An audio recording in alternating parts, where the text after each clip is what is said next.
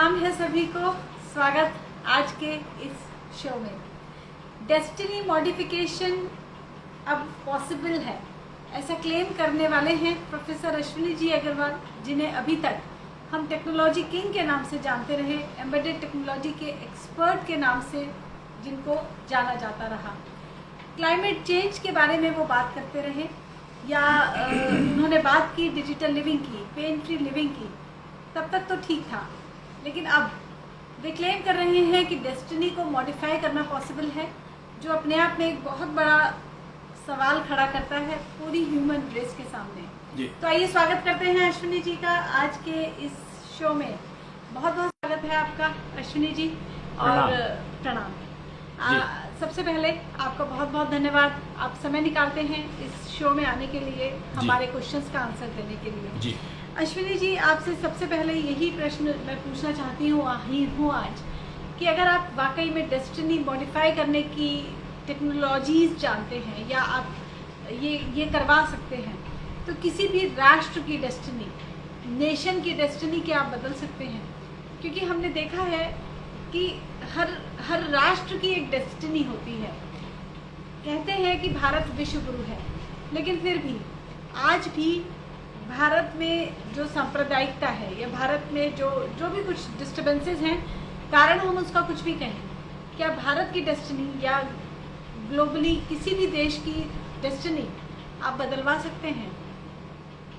नहीं। यहाँ पर देखो, एक बात ये समझो कि डेस्टिनी मॉडिफायर है हम, और डेस्टिनी मॉडिफायर का मतलब होता है कि जिसकी डेस्टिनी पता हो उसको मॉडिफाई करी जा सकती है, अगर वो चाहे तो। तो इसलिए जिसकी मेरे को डेस्टिनी नहीं पता है, तो मैं मॉडिफिकेशन का सजेशन कैसे दूंगा, और फिर कौन करेगा? तो राष्ट्र का या जमीन का या उसका तो सवाल आ ही नहीं सकता ना मॉडिफिकेशन का। We are talking of individual human being. If the person is willing to change और modify, not change, mind the words, I am talking about modification, not change. I am not going to disturb the destiny. I am just going to help you, guide you to reduce the damages you are going to get through destiny, and enhance those enjoyments which destiny is going to give. Ji.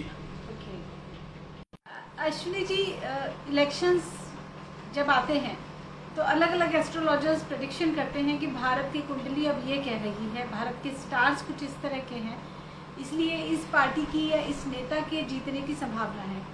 Global terms में भी हम देखते हैं कि ग्रहों की, नक्षत्रों की पोजीशन के आधार पर इस तरह की प्रेडिक्शंस की जाती हैं कि कोई आपदा वैश्विक रूप से आने वाली है। तो यानी कि एक इंडिविजुअल अपनी किस्मत को, अपनी डेस्टिनी को मॉडिफाई करवाना चाहे तो करवा सकता है जी। लेकिन अगर हमने ऐसी किसी समस्या को पढ़ लिया है कि ऐसा कुछ हमारे देश पर, हमारी पृथ्वी पर कोई आपदा आने वाली है, तो हम उसकी डेस्टिनी, पृथ्वी की डेस्टिनी को मॉडिफाई नहीं करवा सकते? करवा सकते हैं, provided each individual is involve, क्योंकि पृथ्वी है तो पृथ्वी सबकी है जी। करवा सकते हैं, व्हाई नॉट? ओके, तो इंडिविजुअल डेस्टिनी की बात करते हैं अश्विनी जी, तो किसी भी प्राणी की जो डेस्टिनी है, एज वी ऑल नो, वो उसके प्रारब्ध से जुड़ती है, उसके पास्ट से जुड़ती है जी। और उसी के बेसिस पर हमारा जो थिंकिंग प्रोसेस होता है, हमारा विचारों का एक दायरा होता है जी। वो भी इसी पर निर्भर करता है कि हम पीछे से क्या कमा कर रहे हैं जी। अब जैसे किसी बच्चे का जन्म एक आतंकवादी के घर में हुआ है अगर जी, तो उसको यही समझ आएगा कि मुझे लोगों को मारना ही मेरा धर्म है, और अगर मैं बम फोड़ता हूँ, 100 लोग मरते हैं, तो यही मेरी सक्सेस है। उसके लिए सक्सेस की डेफिनेशन ही ये है जी।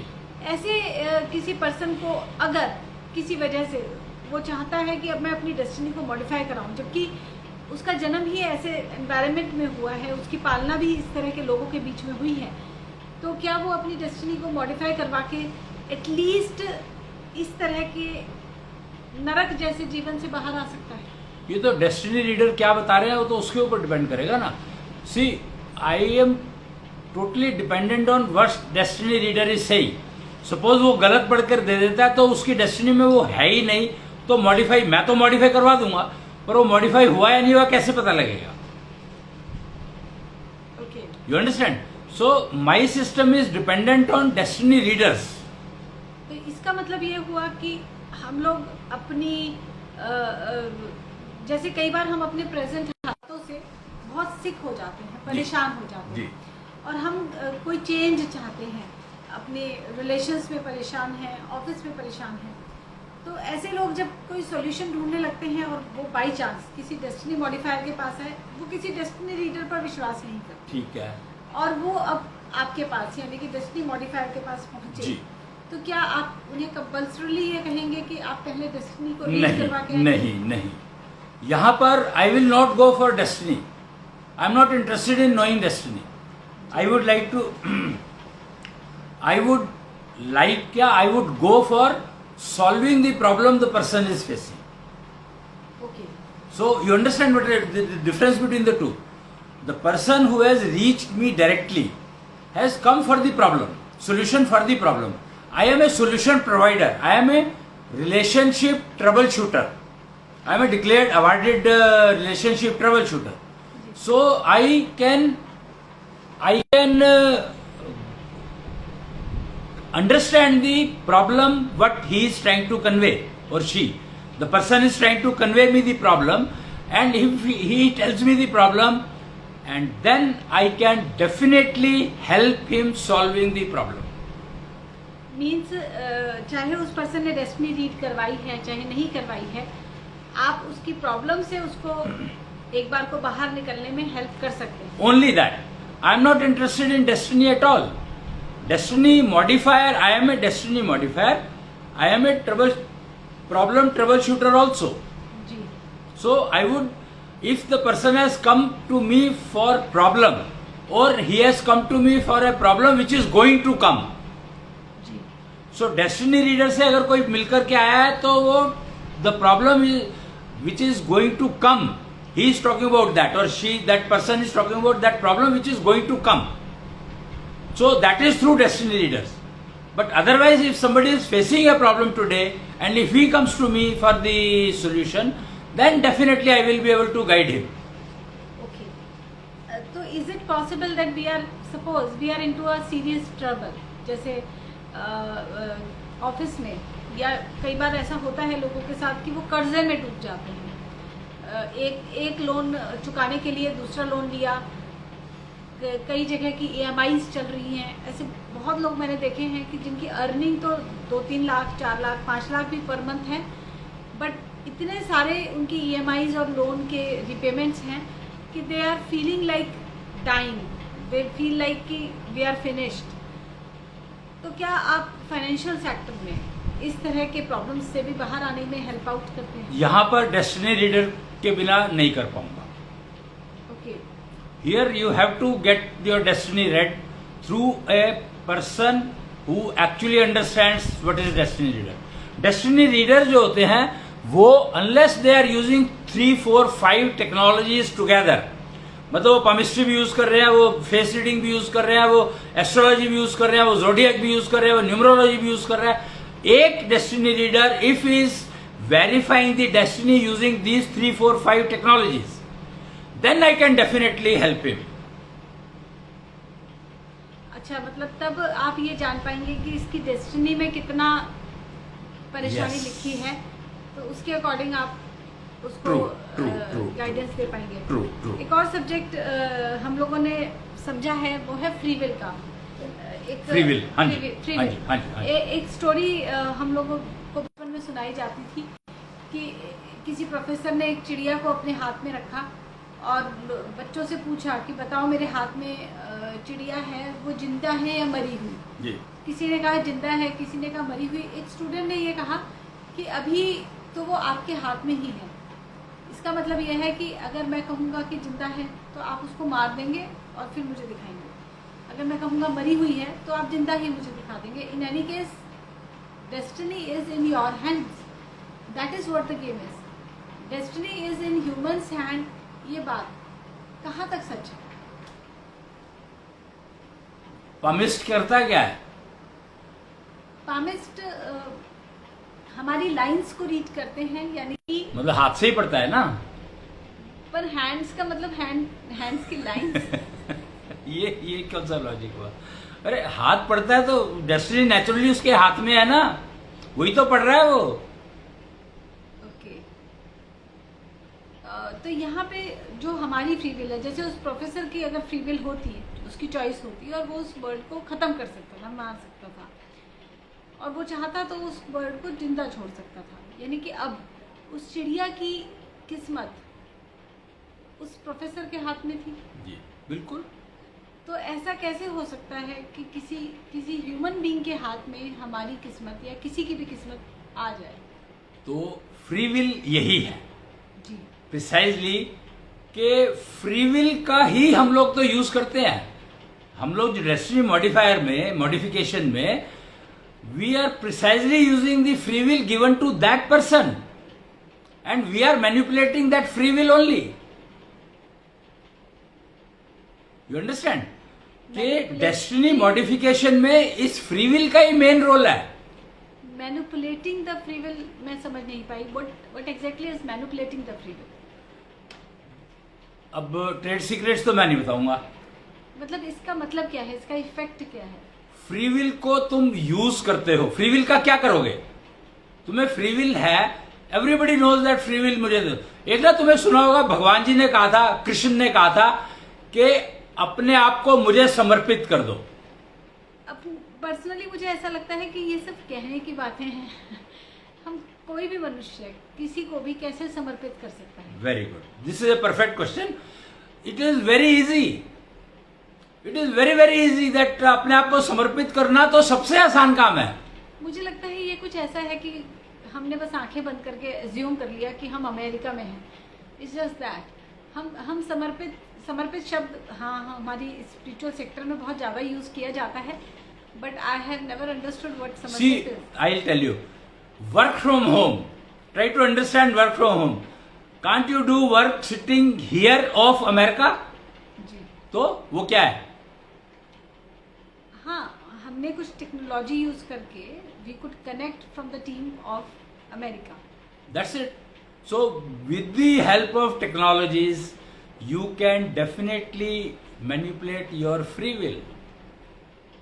Okay, That's what we do precisely. पर यहाँ पे समर्पित शब्द का इम्पोर्टेंस क्या है? नहीं, समर्पित तो मैंने अभी यूज ही नहीं किया। समर्पित तो कहा जाता है कि भगवान जी ने कहा था, कृष्ण ने कहा था, भगवान जी ने कहा था या नहीं पता नहीं मेरे को। कृष्ण जो है पूर्ण अवतार थे, तो उनको भगवान जी कहना मेरे ख्याल से उनकी उसको गरिमा को ना पहचानना नहीं है। उनको भगवान जी नहीं कह सकते हम, क्योंकि भगवान तो डॉक्टर को भी कह देते हैं लोग। तो कृष्ण को भगवान जी कहना बहुत बड़ा गुनाह होगा। कृष्ण को हम पूर्ण अवतार मानेंगे तो हमें शायद समझ में आएगा कि कृष्ण ने कहा क्या। कृष्णंश बनो, कृष्ण ने कहा कृष्णंश बनो, और कृष्ण ने कहा, ये कृष्ण ने कहा कृष्णंश बनो, और कृष्ण ने कहा कृष्णांश बनो। इसका मतलब क्या है? कृष्णांश बनने का मतलब है कि तुम कृष्ण के अंश हो, और कृष्णांश बनने का मतलब है तुम कृष्ण तुम्हारा अंश है। समझे? पर ये हमारे हाथ में नहीं है कि हम कृष्णांश बन जाए या कृष्णांश बन जाए। तो गीता में उसने यही ज्ञान दिया है कि कोई भी कन्या कृष्णांश बन सकती है, कोई भी कन्या, और कोई भी पुरुष कृष्णांश बन सकता है। Born by the, it is gender based definition, it is defined by gender, कि कोई भी कन्या कृष्णांश बन सकती है चाहे तो, और कोई भी पुरुष, लड़का, बॉय, कृष्णांश बन सकता है चाहे तो। उसके प्रोसीजर्स हैं, अवेलेबल है। उसको आप केतु विज्ञान के अंदर उसके प्रोसीजर सारे दिए हुए हैं, आप उनको अडॉप्ट कर लो तो आप ये बन सकते हो। पर कृष्णांश बनना या कृष्णांश बनना हमारी डेस्टिनी मॉडिफिकेशन से कैसे कनेक्टेड है? कृष्णंश बनने का मतलब है कि पुरुष ने अपनी फ्री विल को ठीक करने का तरीका उस डेस्टिनी को मॉडिफाई करने के लिए सीख लिया जो वो चाहता है। कृष्णांश बनने का मतलब है फीमेल ने वो प्रोसीजर सीख लिया, वो प्रोसीजर अडॉप्ट कर लिया, वो प्रोसीजर फॉलो करना शुरू कर दिया जो उसको कृष्णांश बना दे। और उस समय जो डेस्टिनी आ रही है उस डेस्टिनी को हैंडल करने के लिए अपनी फ्री विल को मैनिपुलेट करना सीख ले। जी, तो यानी कि अगर हम कृष्णांश बनना मेल्स और फीमेल अगर कृष्णांश बनने के रास्ते पर चलने लगती है तो क्या उनमें ये एबिलिटी खुद डेवलप होने लगती है कि they are able to modify their destiny? No. Then what will destiny modifier do? That's a myth. Don't get into myth. Don't get into myth. तो क्या बेनिफिट है कृष्णांश बनने का या कृष्णांश बनने का? तो बात डेस्टिनी से रिलेटेड कर रहे हो या जनरल? डेस्टिनी मॉडिफिकेशन से। तो डेस्टिनी मॉडिफिकेशन से कर रहे हो तो कृष्णांश और कृष्णांश बनो या ना बनो फर्क नहीं पड़ता। बट अगर तुम लाइफ के से रिलेटेड बात कर रहे हो तो अगर लड़की कृष्णांश बनने की तरफ चलती है तो वो कभी विडो नहीं होगी, विधवा नहीं होगी। अब मान लीजिए उसकी डेस्टिनी में लिखा है कि वो विडो होगी नहीं ना। कृष्णांश का जो प्रोसीजर है अगर कृष्णांश बनने के रास्ते पर चल दी है तो विडो कभी नहीं होगी। Okay, that's the key. और तो that is destiny modification in itself. ये अपने आप में मे बी बिकॉज डेस्टिनी में उसको विधवा होना लिखा नहीं लिखा मुझे पता नहीं है। डेस्टिनी रीडर क्या कहते हैं। तो जो सेकंड मैरिज कर लेते हैं तो व्हाट इज दैट? विधवा तो फिर नहीं हुई वो। हाँ, तो फिर नॉर्मली जो देखा जाता है जिनके हाथ में या जिनकी डेस्टिनी में हमें ये मिलता है कि ये विडो होंगे, नॉर्मली वो लोग एक विडो के जैसे जीवन जीते हैं। यानी कि दे लिव थोड़ा टाइम के लिए मैरिड लाइफ, उसके बाद दे लिव अलोन।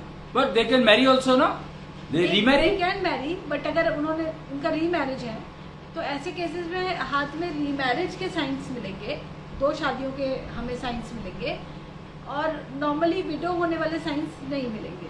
हालांकि कुंडली के थ्रू लोग क्या बता पाते हैं आई एम नॉट श्योर, बट विधवा वैधव्य का मतलब ये माना जाता है कि आप वैधव्य वाला जीवन जिएंगे।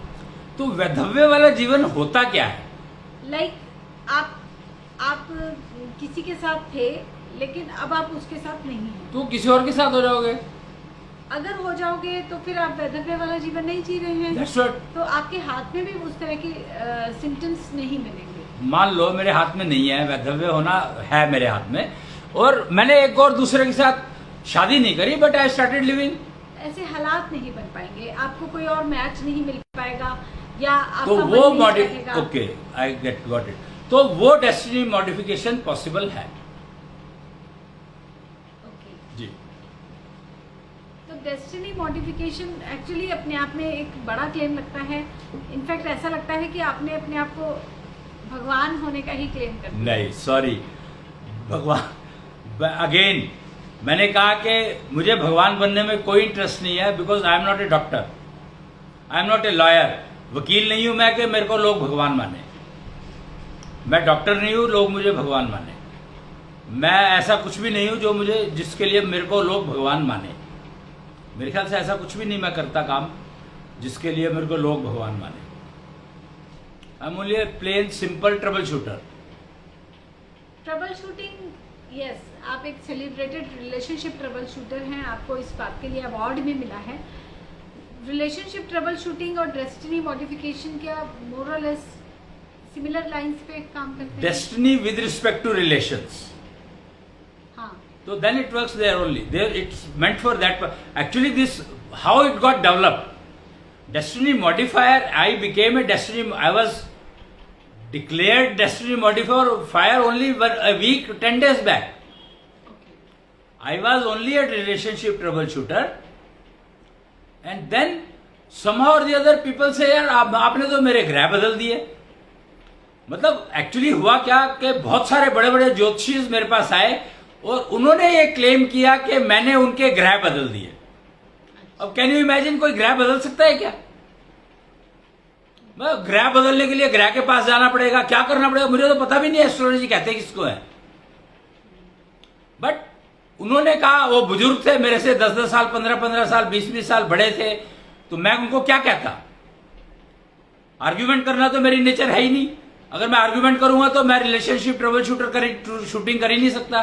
मैं तो ऑर्डर देता हूं सीधे सीधे, ये कर ले, काम खत्म। तो मेरे से कोई आर्ग्यूमेंट करता नहीं, मैं किसी से आर्ग्यूमेंट करता नहीं। I don't suggest, I order. नहीं, लोग डेस्टिनी मॉडिफायर के पास सजेशंस के लिए आ रहे हैं, ऑर्डर्स के लिए आई डोंट एक्सपेक्ट के सजेशन के लिए आओ। If you want to modify your destiny then you have to follow my orders precisely. Each and every step you have to understand. Ask me again, don't come back again to ask me then and there whatever you have questions, all questions, but you have to follow the orders exactly as per the procedure, as per the steps, everything put together, 100%, no if and no but.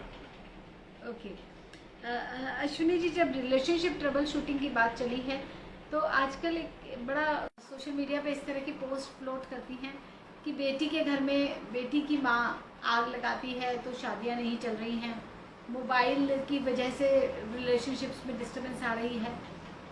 देखिए, पति पत्नी का जो relation है, marriage का जो relation है, अपने आप में यस बहुत बहुत पुअर कंडीशन में है and people are actually disturb, और इसको समझने के प्रोसेस में है कि कहाँ गड़बड़ है। क्या लगता है आपको कि रिलेशनशिप्स में जो डिस्टर्बेंसेस हैं, क्या उसका कारण यही है कि बेटी की माँ या बेटे की माँ ज़्यादा इंटरफेयर कर रही है, या मोबाइल्स इसका कारण है, या क्या कारण है? देखिए, बड़ा सिंपल सा कारण है इसका कि वैसे आग तो माँ ही लगाती है बेटी की, क्योंकि वो हवन कुंड बैठते हैं, फेरे होते हैं, तो उसमें आग के लिए सामान कौन इकट्ठा करता है? बेटी की माँ, बेटी के पेरेंट्स ही करते हैं। तो आग तो वही लगाते हैं, इसमें कोई शक नहीं है। पर वो आग लगाते हैं वेल्ड करने के लिए, लोगों ने ये समझा नहीं, और उस आग को वो घर में साथ ले आए। बस इतनी सी बात है। उस आग को उसी हवन कुंड में छोड़कर आ जाओगे और सिर्फ जोड़ लेकर के आओगे, योग, यानी जो वेल्डिंग की गई है उस वेल्डिंग को लेकर के आओगे, तो फिर उसको कोई डिस्टर्ब नहीं कर सकता। आग को साथ लेकर घर चले जाते हैं का मतलब क्या है? वही मायका साथ आ गया। बस कोई भी लड़की अपने मायके के साथ ससुराल में नहीं जाती। अभी तो तुमने कहा, फोन तुमने क्या कहा कि माँ आग लगाती है, तो वो आग साथ लेकर आई तभी तो लगा पाती है, वो नहीं तो कैसे लगा पाएगी? तो बेटी तो अपनी माँ से तो बात करेगी ही। तुम बात करने और तुम बात करने को आग लगाना कह रहे हो क्या? कोई भी माँ अपनी बेटी का घर क्यों खराब करना चाहेगी? एग्जैक्टली, तो वही मैं कह रहा हूँ, वो खराब इसलिए हो जाता है because you don't carry only the union, the जोड़, the which not which has been given to you, you bring आग along with it. Who you? यहाँ यू कौन है? कपल जिसकी शादी हुई है। तो लड़का लड़की ऐसा क्या करें कि वो आग साथ में ना लेके जाए? बहुत सिंपल है, प्रोसीजर ठीक से यू अडॉप्ट करो। समझो कि तुम आग तुम्हें साथ लेकर नहीं जानी है, तो मेरे से कंसल्ट कर लो कि भैया आग साथ आएगी कि नहीं आएगी, या कैसे नहीं आएगी। ओके।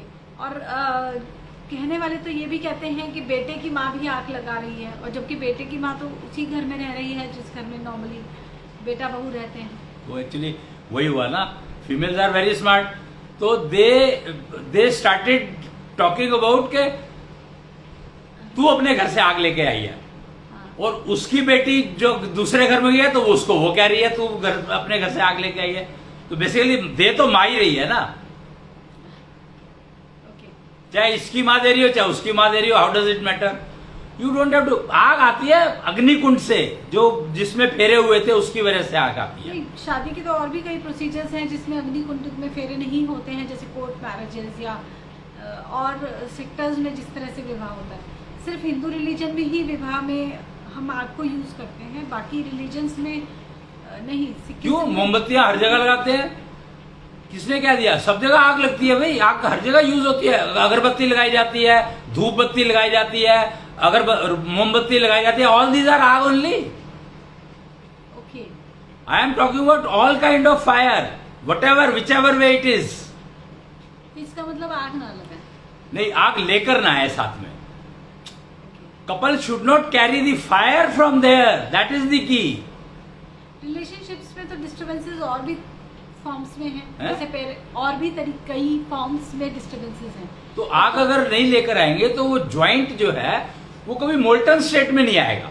सिर्फ होता क्या है, प्रॉब्लम क्या होती है कि व्हेन दी ज्वाइंट, जोड़ जो है वो फ्लूइड स्टेट में है, जी, तो उसमें कोई भी डंडा मार सकता है। ओके, फ्लूइड स्टेट में एनीवन कैन डिस्टर्ब, और वो फ्लूइड स्टेट में तब तक रहेगा जब तक वो आग अपने पास रखोगे तुम लोग। अच्छा, बस अगर वो आग तुम लेकर नहीं आओगे तो your joint will never go into fluid state, so no one can disturb. अच्छा। अश्विनी जी, जो डिस्टर्बेंसेस हैं वो और भी कई फॉर्म्स में हैं, जैसे कि पेरेंटिंग से रिलेटेड परेशानियां। पेरेंटिंग किसकी? अपने बच्चों से माता पिता परेशान होते हैं, that is almost everywhere, right, किसी भी एज में। ठीक। Parents are normally dissatisfied and upset with their children. यहाँ कौन सी आग है? Simple. By birth, whether the mother wanted that child or not, boot sector is responsible for it. So if your boot sector, whichever way it was written, it is bound to work. So get your boot sector modified. Okay, जी। तो destiny modification बिना destiny reading के भी possible है। अगर हम किसी भी एरिया में प्रॉब्लम फेस कर रहे हैं तो हम उस प्रॉब्लम को ठीक कराने के लिए, करेक्शन कराने के लिए डेस्टिनी मॉडिफायर के पास जा सकते हैं। जी। एक और बहुत ही बड़ा सेगमेंट है इस समय, that is success in career. ये जो थोड़ा भी एजुकेटेड कम्युनिटी है उसमें टीनेज से ही बच्चे को ही ये लगने लगता है कि I have to be successful in my career, but इतनी सारी स्ट्रीम्स हैं, इतने सारे ऑप्शंस हैं, इतना कुछ अवेलेबल है, इट्स लाइक अ समंदर। इसमें से क्या पिक करना है अपने लिए, उसमें कैसे अपने आप को एस्टेब्लिश करना है, इस डायरेक्शन में क्या डेस्टिनी मॉडिफिकेशन हमें हेल्प आउट करता है? Actually, destiny modification was meant for career problems only. There is a technology. Destiny modifiers have a technology called ASHO chart. ASHO chart system of technologies. Okay. So this is a application. This is a chat. This is a technology which is like conveying you your current position with respect to career. Mind it. तो जो तुमने qualification ली है, I am not talking about the kids who are worried about कि मेरी क्या होगा, उनके लिए तो सोल्यूशन बहुत इजी है, ऑल्दो कॉस्टली है, बट जो ऑलरेडी कैरियर में हैं उनके लिए बता रहा हूं मैं कि दी एशो मॉडिफायर गोज टू वेज। एक तो अगर उसको कोई प्रॉब्लम आ रही है तो सॉल्विंग दैट प्रॉब्लम, और एक अगर वो डेस्टिनी से परेशान है तो then go by destiny.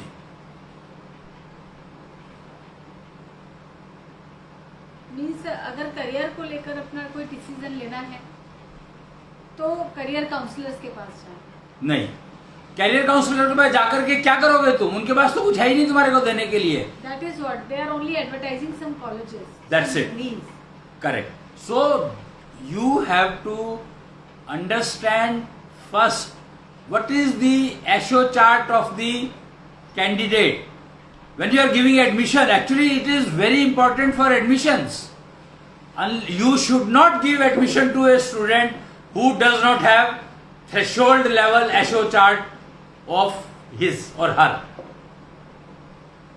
You understand? तुम्हें उस इंसान को एडमिशन देना ही नहीं है जिसके पास अपना ASHO चार्ट नहीं है, और उसकी एशो चार्ट की जो मेंटेनेंस है वो कर रहा है कि नहीं कर रहा है।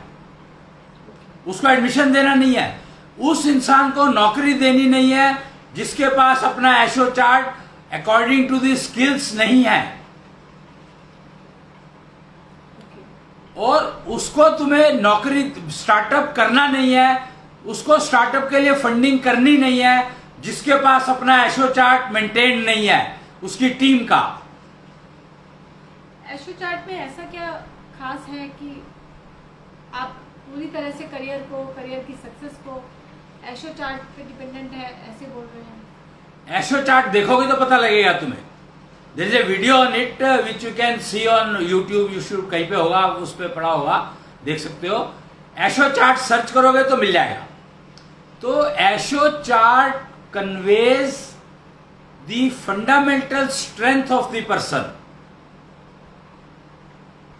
Fundamental strength means his physical ability, his mental ability, his mental wealth, his or her learning efficiency, performing efficiency, gender contradiction, all those parameters which are responsible for disturbing the life of the person in the career. जी, तो हमें ये समझ में आता है कि कई बार किसी बच्चे का आर्ट्स की तरफ, ड्राइंग की तरफ जी, एक नेचुरल इंक्लिनेशन होता है, या कुछ बच्चों का माइंड एक्चुअली टेक्निकली अच्छा चलता है। जी, तो जो हमारा बाय बर्थ रुझान है, नेचुरल इंटरेस्ट है, जी, उसी को हम अपना करियर की तरह अडॉप्ट करें तो it's better choice. No, here again I will say no. क्यों? बिकॉज नेचुरल बेंट जो है ना वो तब तक नहीं पता लगेगा जब तक तुम्हारे पास एशो चार्ट नहीं है। वो नेचुरल बेंट जो तुम्हें दिखाई दे रहा है वो उसने पिकअप किया होगा पड़ोस से, तुम्हें नहीं पता लगेगा कि उसने पड़ोस से क्या पिकअप कर लिया। लेकिन जो सिस्टम्स हैं, ब्रेन मैपिंग जैसे एक सिस्टम चलता है, या क्वेश्चनर्स हम बच्चों से भरवाते हैं जिसमें अल्टीमेटली ये समझा जाता है कि बच्चे के लिए बच्चे का रुझान किस तरफ है, क्योंकि कहते हैं ना रुझान की बात exactly that is what I said, that it is a waste if you are trying to understand the natural behaviour of the person through asking questions. It is a wastage of all resources, time, the money, the cash, everything is wastage of everything. और तो कोई तरीका ही नहीं है। एशो chart, again I told you, use technology not assessment. किसी का भी एशो चार्ट उसके बिहेवियर के बारे में, उसकी लाइक्स डिसलाइक्स के बारे में कैसे बता सकता है? दैट्स द की के ब्रेन मैपिंग जब करते हो तुम, या ये जो सवाल क्वेश्चन आंसर करते हो, तो these question answers he will answer according to what he has learned from the society, not what he has got from the birth. Try to understand the gap के उस बच्चे का ब्रेन मैपिंग पढ़ने की कोशिश कर रहे हो जिसने 10 साल स्कूल में लगा दिए। हाँ, तो देखिए, जो बच्चे ने स्कूल में सीखा है, अपने एनवायरनमेंट से सीखा है, पड़ोसियों से सीखा है, वो उसके साथ चलने वाला है। नहीं चलने वाला, दैट इज द प्रॉब्लम। उसके साथ सिर्फ चलने वाला है उसका बूट सेक्टर। ऐसे नहीं होता। ऐसे ही होता है, I can bet on it कि ऐसे ही होता है। I can assure you that success rate of those people which you are talking can not be more than 10%। अब अगर किसी बच्चे के मन में है कि मैंने एस्ट्रोनॉट बनना है, चाहे उसने टीवी में देखकर ये डिसीजन लिया या पड़ोसी को देखकर लिया, अब उसके मन में है कि मुझे एस्ट्रोनॉट बनना है, अभी वो 12 साल का है, 14 साल का हो गया, तब तक उसने इसके लिए एफर्ट किया। अब उसको मैं कहूँ कि नहीं नहीं, तुम्हारा तो नेचुरल इंक्लिनेशन ये नहीं है, तुम्हारा तो एस्ट्रो चार्ट ये नहीं बता रहा कि you should become an astronaut, तुम ना कुछ और बन जाओ, तो सुसाइड करेगा ही करेगा। टीनेजर सुसाइडल इसीलिए हो रही है क्योंकि तुम लोगों ने उसको जो एस्ट्रोनॉट उसके बनना, वो उसकी अपनी मर्जी नहीं थी। That is enforced by other sources. That is what I am exactly trying to say. तो ये बट नेचुरल है कि बच्चे की चॉइसेस पे एनवायरनमेंट का, मीडिया का, पड़ोसियों का इफेक्ट आएगा, ये बहुत नेचुरल है। बट जो उसकी बेसिक जो बूट सेक्टर है उस पे नहीं आएगा। That is what I am trying to say. Patching can be done in app, not on boot sector. It has to be modified only. Okay. तो बूट सेक्टर को समझो। The Asho chart is precisely the understanding of boot sector of the person. Ashwin जी, जो ये boot sector है, क्या जो एशो chart है, क्या वो ये भी डिफाइन करता है कि हमारा बिहेवियर दूसरों के साथ कैसा रहने वाला है? हर चीज, हमारा फैमिली एवरी बूट सेक्टर और जो तुमने सीखा है उसमें जो गैप है वही डिस्टर्बिंग है। कुछ लोग हमने देखा है कि बहुत इंट्रोवर्ट नेचर के होते हैं जी, अंतर्मुखी से, जबकि किसी किसी का बिहेवियर एक्चुअली बहुत एक्सट्रोवर्ट की तरह होता है।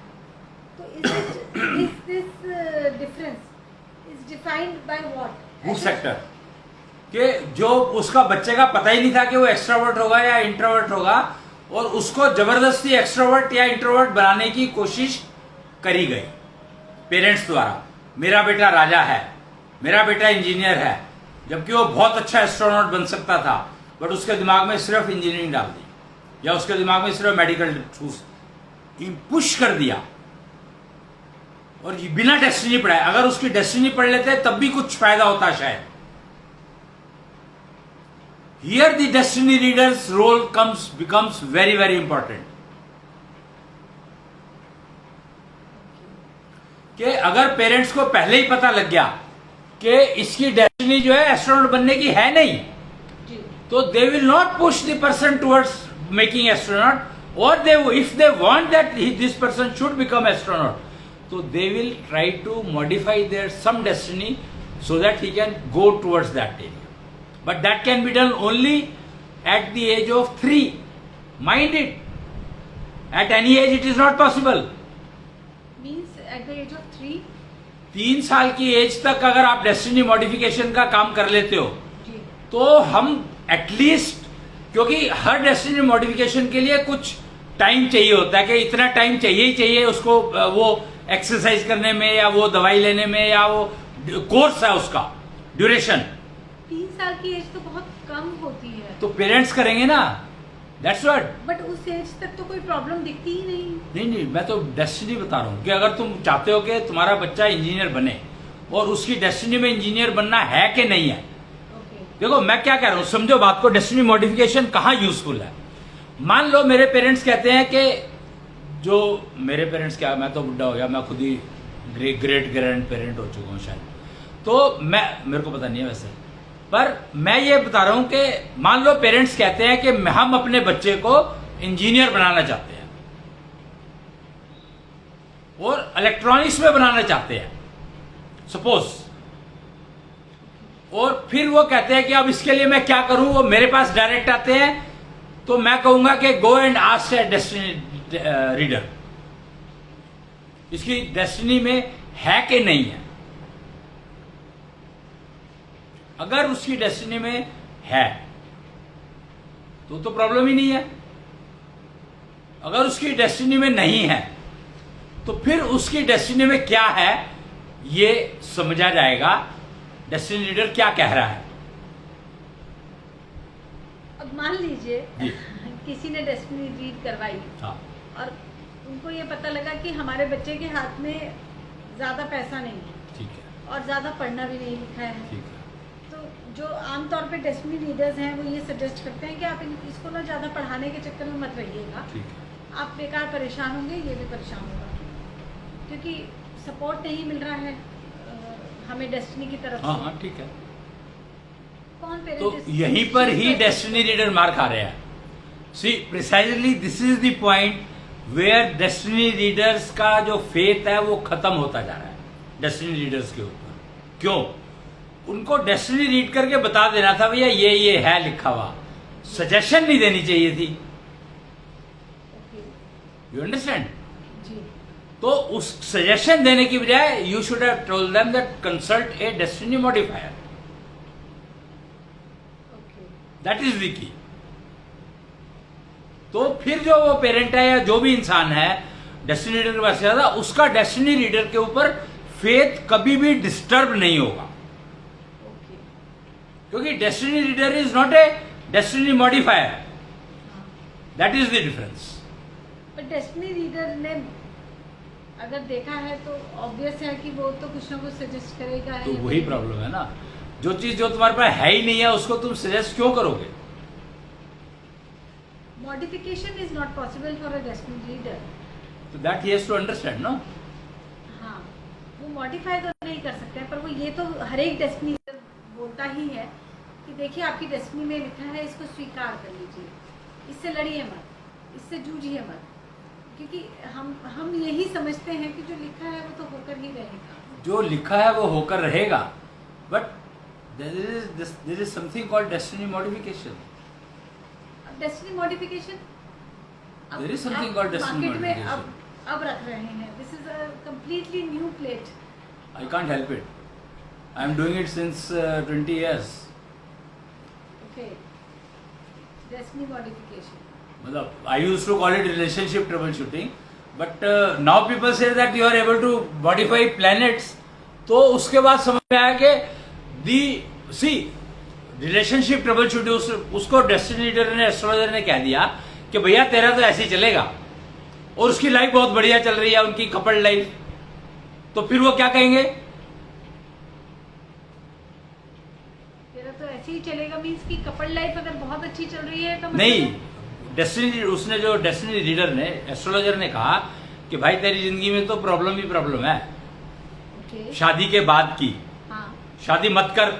ओके, उसने नहीं, शादी तो मुझे करनी है। क्या भैया कर ले, दुखी रहेगा। तो उसने कहा क्या करूं? उसने एक उपाय बता दिया, जबकि उसको उपाय बताना नहीं चाहिए था। उसको डेस्टिनी मॉडिफायर पे भेज देना चाहिए था, unless he himself is a modifier. तो रिलेशनशिप वाला था वो, तो उसको मेरा पता लगा, वो मेरे पास आ गया। तो आप तो ये कह रहे हैं कि जितने भी उपाय हमारे ग्रंथों में लिखे हैं, पुराणों में लिखे हैं, हमारे वेदों में लिखे हैं उपाय, ग्रहों को, नक्षत्रों को शांत करने के लिए, वो सारे व्यर्थ हैं।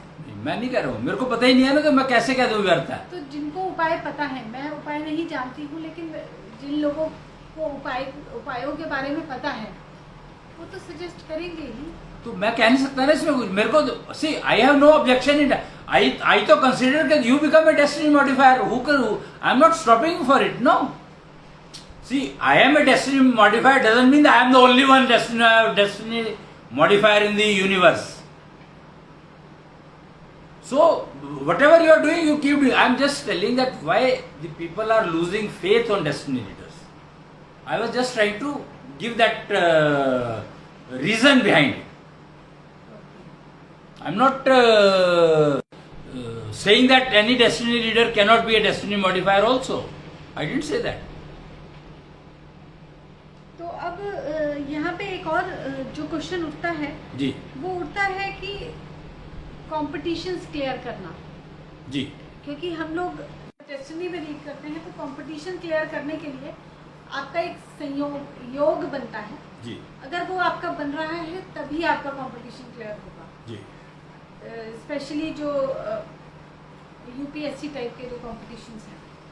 अब अगर आप किसी की भी डेस्टिनी में देख रहे हैं कि ये से योग नहीं बन रहा है और वो पर्सन एडमेंट है कि वही, उसको तो हमेशा से ये पुश किया गया है, उसका मेंटली भी जो आप बोल रहे हैं कि बाय बर्थ उसका एशो चार्ट भी ये नहीं कह रहा है कि उसको यूपीएससी करना चाहिए, पर पेरेंट्स ने बचपन से ये पुश किया है।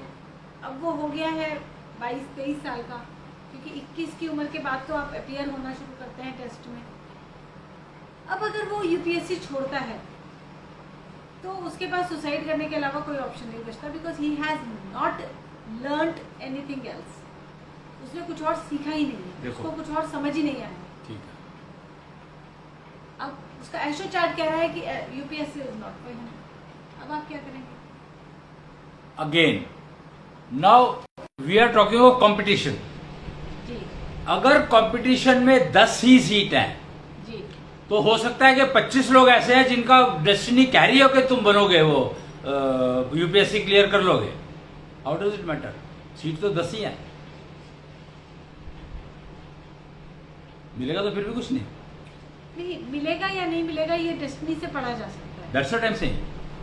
तो उसको फायदा ही नहीं है ना फिर। जब उसको अगर ये बात समझ में आ जा, मॉडिफायर के पास आएगा तो वो यही बताएगा कि भैया 1000 सीट हैं और 5000 की डेस्टिनी कह रही है 100 करोड़ में से कि भैया 5000 को मिल सकता है।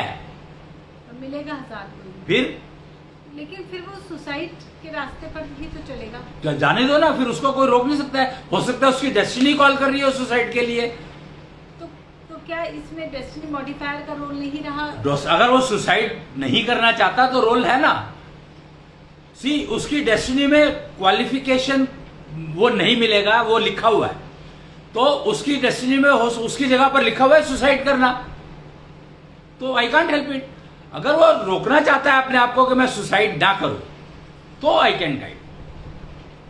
अच्छा, मतलब ऐसे केसेस को भी आप गाइड कर सकते हैं? हाँ, 100%। कि हमने तो 22 साल तक इसी ट्रैक को अपना माना था, अब आप बता रहे हैं ये ट्रैक तो हमारा नहीं है, तो व्हाट डू वी डू? क्योंकि that there the depending on the एशो chart, actually everything goes by mathematics. In एशो modification everything goes by mathematics. Suicidal tendency हमारी टीनेजर्स कम्युनिटी में, हमारे यंगस्टर्स में डेवलप हो रही है, तो वो डेवलप हो रही है या वो डेस्टिनी में है? अब इस बात को समझो। डेस्टिनी में है डेफिनेटली। अगर वो आपको इस तरह के विचार आने लगे हैं सपोज, तो आप एक्चुअली वो लिखवा कर लाए थे कि you will have some kind of mental disturbances, और तनाव लगातार बना रहेगा, और एक थ्रेशोल्ड क्रॉस करता है तनाव, तो हम सुसाइड के रास्ते पर चलने लगते हैं। एग्रीड।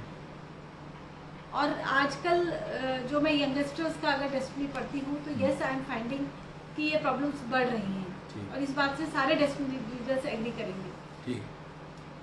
ऐसे केसेस में डेस्टिनी मॉडिफायर्स क्या हेल्प कर सकते हैं? मान लीजिए मेरे को पता है कि मेरे बच्चे में तनाव बने रहने की एक समस्या है, नेचुरली मैं नहीं चाहूंगी कि वो ऐसा रहे जी, तो आप क्या सजेस्ट करेंगे? काउंसलिंग करेंगे? नहीं, देखो, पहले सबसे पहले तो मैं स्टडी करूंगा डेस्टिनी जो कह रही है उसका कारण क्या है। तनाव है तो है नहीं, मैं तनाव किस चीज वजह से है? एशो chart. See, basically I will study the parameters of एशो चार्ट के कौन सा पैरामीटर ऐसा है जो उसको उस साइड पर पुश कर रहा है, that I will study. And then I will study what is the parameter I could know, what is the damage it has already done. I will do the measurements. There are digital instruments available, so we will do the measurement ke how much damage it has already given, and then I will suggest the remedy, and depending on how serious the case is, I will get the remedy done in front of me, or in front of their parents, or in front of whatever the situation demands. और वो remedy से definitely उसको parameter की जो measurement है, अगर वो improve होनी शुरू हो गई है, तो इसका मतलब है कि he is getting rid of the problem. जी, तो गेम ये है कि सबसे पहले आप डायग्नोसिस करके कि इस समस्या का कारण कहाँ से आ रहा है जी, क्योंकि हम ये समझ पाते हैं कि समस्या आ रही है, आप उसका कारण भी समझ पाते हैं। वही समझना है। एशो chart is precisely that only, that root cause. अब एक्सीडेंट है, एक्सीडेंट का क्या कारण हो सकता है? कुछ भी नहीं। क्यों? डेस्टिनी ने बताया कि एक्सीडेंट आ रहा है, एक्सीडेंट का रूट कॉज आप क्या ढूंढेंगे? अरे बहुत आसान है। डेस्टिनी अगर पता हो तो रूट कॉज ढूंढना तो बहुत आसान है। It's very easy, unless I should know what is the duration left for that accident to come. If I know that and what is the current status, I can definitely assure you that accident I am not stopping, but the damage due to that accident I can reduce them to minimize, depending on the duration we have and the efforts he is able to put in. जी, Ashwini ji, destiny modification अपने आप में बड़ा interesting सा subject है, because problems are bound to come and we are suppose to live with the problems. ऐसा एक psychologically हम लोग कहीं ना कहीं एक्सेप्ट करने लगे हैं। अपनी समस्याओं के साथ जीना सीख लें, उनको हमेशा हटाया नहीं जा सकता, तो एडजस्ट करना सीख लें। जबकि destiny modification is telling us that we can remove all kind of problems from our life. You can reduce the effect of the problem from your life so that it does not disturb your routine. Problem का जो असर है वो बहुत हद तक minimise किया जा सकता है, जीरो भी किया जा सकता है, mind it, but we talk of reducing. We work on zero emission technologies. Our subject is zero emission technology. So we work on that. So we can reduce it to even zero. तो mental disturbances जिसे कहते हैं मानसिक तनाव, stress, जी। जो आज की routine का एक हिस्सा बन चुका है, उसको भी हम रिड्यूस कर सकते हैं Guaranteed, 100%. To almost zero. Successful career is assured.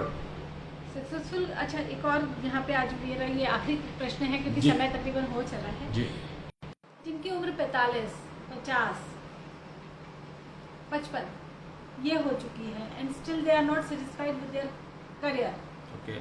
उनको लगता है कि काम नहीं चल रहा, बिजनेस नहीं चल रहा, बना नहीं कुछ।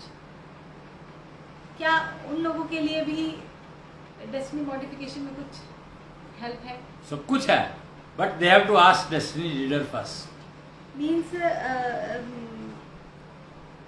करियर बनाने की जो एज होती है दैट इज नॉर्मली 18 to 24 और maybe up to 30 we can say, उसके बाद बहुत मुश्किल होता है अगर हम दुनियावी तरीके से देखें।